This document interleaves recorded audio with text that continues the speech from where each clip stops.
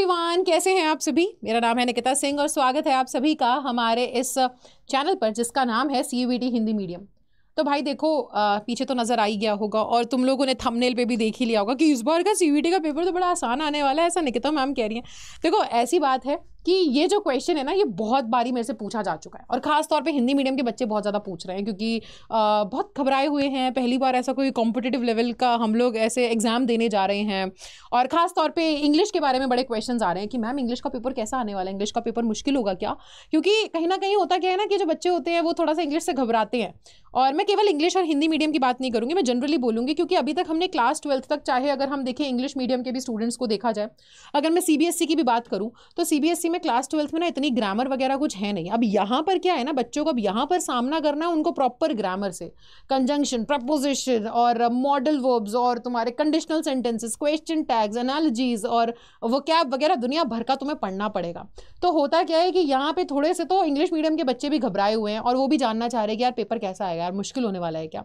खास तौर पे JEE और अगर नीट के साथ अगर कंपेयर करें तो और ज़्यादा दिमाग में एक क्वेश्चन अराइज होता है कि यार NTA पेपर मुश्किल बनाने वाला है क्या। तो देखो सबसे पहले अगर मैं तुमको बताऊं तो इस बार का पेपर आसान रहेगा। ऐसा सिर्फ निकिता मैम नहीं कह रही हैं, ऐसा हमारे जो CUET के जो क्या कहते हैं चेयरमैन हैं, वो जो ये अपना एग्जाम करवा रहे हैं, उन्होंने खुद बोली है। ठीक है, उन्होंने बात खुद कही है कि इस बार का पेपर जो है वो डिफिकल्टी लेवल जो है उसका इतना ज़्यादा नहीं रहने वाला है, difficulty level easy to moderate रहने वाला है। मतलब कुछ सवाल बहुत आसान होंगे और कुछ मीडियम लेवल के होंगे, इतने मुश्किल नहीं होंगे कि तुम JEE और नीट के हिसाब से सोच रहे हो कि उस लेवल का पेपर आने वाला है, वैसा पेपर नहीं आने वाला है। ठीक है, सो अब ये तो आपने जान लिया कि CUET एग्जाम 2024 में जो होने वाला है वो होने वाला है बहुत ही आसान। लेकिन इसके पीछे हैं 3 बड़े कारण, और वो 3 बड़े कारण क्या हैं, है ना, तो उसके बारे में हम बात कर लेते हैं। तो इस बार 2024 में जो CUET का एग्जाम होने वाला है उसमें 3 बड़े चेंजेस आए हैं जिसकी वजह से एग्जाम आपको इस बार बहुत ही आसान लगेगा।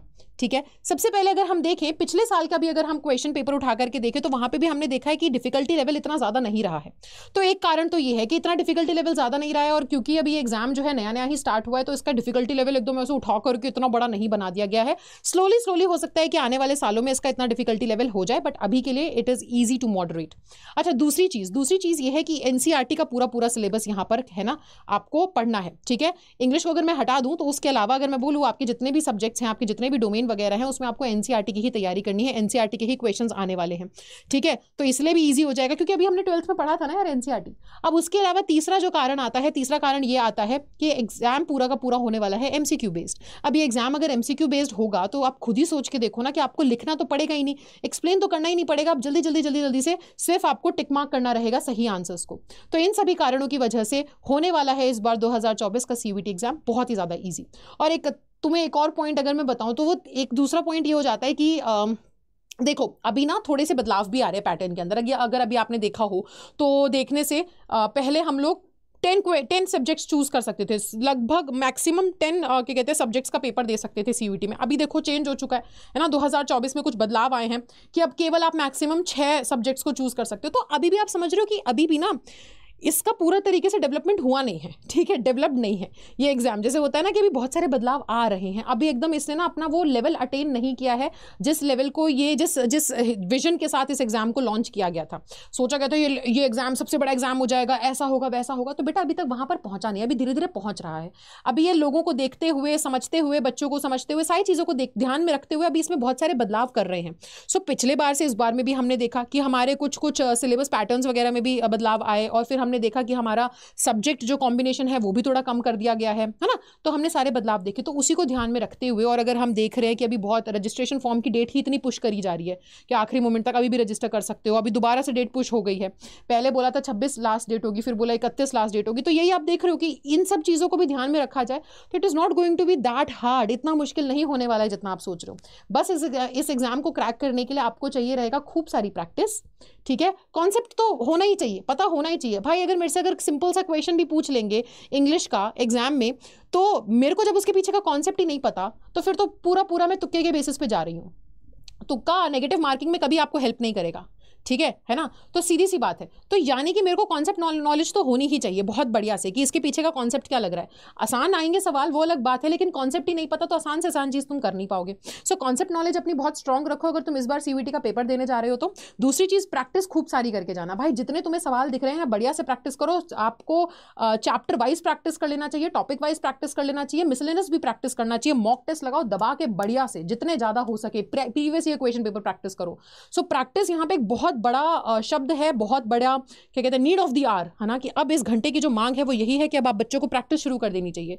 और अगर अभी भी कोई, देखो अप्रैल शुरू हो चुका है, और अगर अभी भी कोई ऐसा बच्चा है जिसने अभी तक तो भाई वो अभी नींद से जागा है कि मैंने तो अभी पढ़ना चालू किया, यार कैसी बात कर रहे हो, है प्रैक्टिस कर रहे हैं बच्चे, मेरे को तो अभी आता ही नहीं है, मैं तो अभी पढ़ाई चालू करूंगा, तो बेटा मैं अनफॉर्चुनेटली आप बहुत पीछे रह गए हो, है ना। अभी बहुत बच्चे रेस में आगे निकल चुके हैं, बच्चों ने पिछले सितंबर से 2023 में चालू कर दी थी पढ़ाई, अगर अभी आपने नहीं करी है तो आप पीछे रह गए हो रेस में, आपको भागना पड़ेगा अब तेजी से। सो भागने के लिए क्या करना पड़ेगा, तो देखो जाहिर सी बात है कॉन्सेप्ट क्लियर होंगे तब तो प्रैक्टिस पे जाएंगे। तो अभी अभी सबसे बेस्ट क्या रहेगा, आप लोग ना एक काम कर सकते हो, और देखो बहुत अच्छी चीज़ है ये कि हम लोग जो है तुम्हारे लिए बहुत ज़्यादा सोच रहे हैं। हमें पता है कि लास्ट मोमेंट पे भी कुछ ऐसा बच्चा होगा जिसको शायद पता ही नहीं होगा कि सीयूईटी जैसी कोई चीज़ है, वो सोच के बैठा होगा कॉलेज में एडमिशन लूंगा बढ़िया से, 12वीं का बस रिजल्ट का इंतजार कर रहा है। नहीं नहीं बेटा, सीयूईटी देना पड़ेगा। और सीयूईटी की तैयारी अगर अभी तुम्हें समझ में आया है कि मुझे शुरू करनी है तो अभी भी टाइम है, मतलब पीछे तो तुम हो ही चुके हो, लेट तो हो चुके हो, पर अभी ऐसा नहीं है कि तुमने बाजी हार ली, अभी भी बाजी मार सकते हो, ठीक है। सो हमारा अभी क्या है, हमारा ना प्रतिज्ञा बैच अभी अभी लॉन्च हुआ है, ठीक है। और उस प्रतिज्ञा बैच में 0 से मैं सारी चीज़ें कवर करवा रही हूँ, चाहे आपने इंग्लिश का टेस्ट देना है या नहीं देना है, आप बाकी भी सभी सब्जेक्ट्स का टेस्ट देना चाहते हो, चाहे आर्ट्स के बच्चे हो, साइंस के बच्चे हो, हिंदी मीडियम के, केवल लैंग्वेज या जीटी लेना चाहते हो, मात्र मैं तुमको बता रही हूँ मात्र 1700 रुपए या 1500 रुपए इतने तक में तुम्हारा एडमिशन हो जाएगा। केवल इतनी फीस में तुम्हारा एडमिशन हो जाएगा, जिसमें तुमको सारी ई बुक्स मिलेंगी, तुमको सारी इसके अंदर क्या कहते हैं मॉक टेस्ट की सीरीज मिलेंगी, टेस्ट सीरीज सब कुछ मिलने वाला है इसके अंदर, प्रीवियस ईयर क्वेश्चन पेपर मिलने वाले हैं, कॉन्सेप्ट की क्लासेस मिलने वाली हैं, और साथ ही साथ प्रैक्टिस भी करवाए जाने वाले हैं। सब कुछ लाइव होगा, ऐसा नहीं है रिकॉर्डेड क्लासेस आपको मिल जाएंगी, सब कुछ लाइव होगा। तो बेटा ये जो तुमने 1500 रुपए या 1700 रुपए नए नए कपड़े खरीद करके, है ना, या इन सब चीज़ों पे बर्बाद कर देने हैं, इनको थोड़ा सा समय के साथ समझ करके सूझबूझ के साथ खर्च करो, ठीक है ना। गेड़ियाँ मारने के लिए जाते हो तो 500 का पेट्रोल डलवाया और लड़के घूम घाम करके आ गए, या कुछ खाने पीने में या इन सब चीज़ों में बर्बाद करने से बेहतर है कि अपने भविष्य में इन्वेस्ट करो। ये ज़्यादा रकम नहीं है, बहुत सबसे बड़ा प्राइस ड्रॉप हुआ है, इससे ज़्यादा तो पता नहीं क्या ही कम होगा। वैसे अगर तुम लोग का विश्वास है 24/7 के ऊपर तो इससे भी कम जा सकता है प्राइस, लेकिन अभी तक के लिए ठीक है सबसे कम प्राइस है, इसमें एडमिशन ले लो। प्रतिज्ञा बैच में एडमिशन लेने के लिए आपको कुछ नहीं करना है। देखो सबसे बड़ी एक चीज़ क्या है कि आपको ना ये कोड यूज़ करना है Y830, ये कोड यूज़ करोगे तो आपको डिस्काउंट लग जाएगा, ठीक है ना, आपको ज़्यादा से ज़्यादा डिस्काउंट मिल जाएगा ये कोड यूज़ करने से। तो आपको ये कोड यूज़ करना रहेगा, और आप क्या कर सकते हैं, और आप बहुत ही कम समय में अगर अभी भी तैयारी शुरू नहीं करी है सीयूईटी की, तो प्रतिज्ञा बैच के साथ तैयारी शुरू कर सकते हो, जिसमें आपको सारी चीज़ें मिल जाएंगी। मैं एक बार आपको यहाँ पर दिखा भी देती हूँ हमारा प्रतिज्ञा बैच जो है, ठीक है ना, ताकि आप लोगों को और अच्छे से सारी चीज़ें समझ में आ जाए। आपको कुछ नहीं करना है, आप अगर बैच में एडमिशन लेना चाहते हो तो आपको एड्डा 24/7 सर्च करना है, ऐसी कुछ साइट खुलेगी आपके फ़ोन में या फिर आपके क्या कहते हैं लैपटॉप पे, आप हमारा ऐप भी डाउनलोड कर सकते हो। अब यहाँ पर आपको यूजी और पीजी एंट्रेंस एग्जाम पे जाना है। एंट्रेंस एग्जाम में जाने के बाद यहाँ पे देख रहे हो सीयूईटी हिंदी मीडियम, इसको क्लिक किया। अब सोचो अगर आप आर्ट्स के बच्चे हो, आपने यहाँ पर क्लिक किया और ये प्रतिज्ञा बैच नजर आ रहा है, बस इस पे आपको क्लिक करना है। और यहाँ पे ऑफर देख रहे हो, ये वाला कोड हटाओ, यहाँ पे देख रहे हो ऑफर में अगर मैं यहाँ पर कोड लगाती हूँ Y830 लगाते के साथ आपका जो प्राइस है वो 1700 रुपये आ चुका है। तो ये आपको बहुत ऐसे सस्ते में मिल जाएगा। अब भाई देरी मत करो, ठीक है ना। तो वही वाली बात है कि पछतावा नहीं होना चाहिए, बाद में साल बर्बाद नहीं होना चाहिए, अभी भी समय है, ठीक है, अभी भी समय है, बाजी मारी जा सकती है, ढीला मत करो अपने आप को, ठीक है। बैच में एनरोल हो जाओ, 0 से पढ़ना स्टार्ट करो, और मैं आप लोगों से मिलती हूँ हमारी क्लासेस में, ठीक है। सो तब तक के लिए बाय बाय, ठीक है, thank you so much guys.